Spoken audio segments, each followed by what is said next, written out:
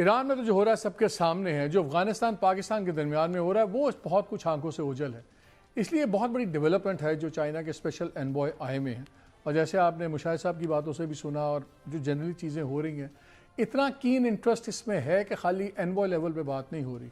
Iran के foreign minister साहब ने, वान यी ने, इसहाक डार साहब से बात की और वान यी के बारे में ये मशहूर है कि वो बहुत ज़्यादा उस लेवल पे तब इन्वॉल्व होते हैं जब ग्राउंड लेवल पे बहुत कुछ हो गया होता है।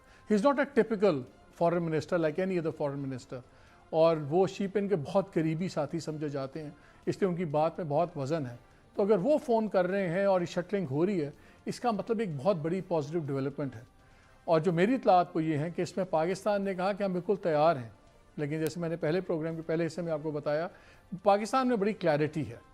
उन्होंने कहा जो भी होगा रिटर्न होगा, उसके ज़ामिन होंगे, और सबसे बड़ी बात, कुछ सर, एक लिस्ट भी है, इसमें से कम कुछ सर तो हम लेंगे आपसे, ताकि ये नज़र आए, जैसे अंग्रेज़ी में कहते हैं ना, वॉक द टॉक।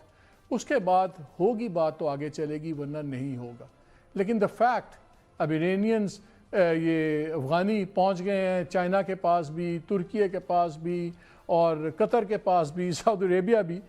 ये इसीलिए पहुँचे हैं कि इनकी जिस ज़बान में इनको समझ आती थी इन तालिबान को, वो ज़बान पाकिस्तान ने बराखिर इस्तेमाल की, और ये तभी हुई जब क्लैरिटी हुई है।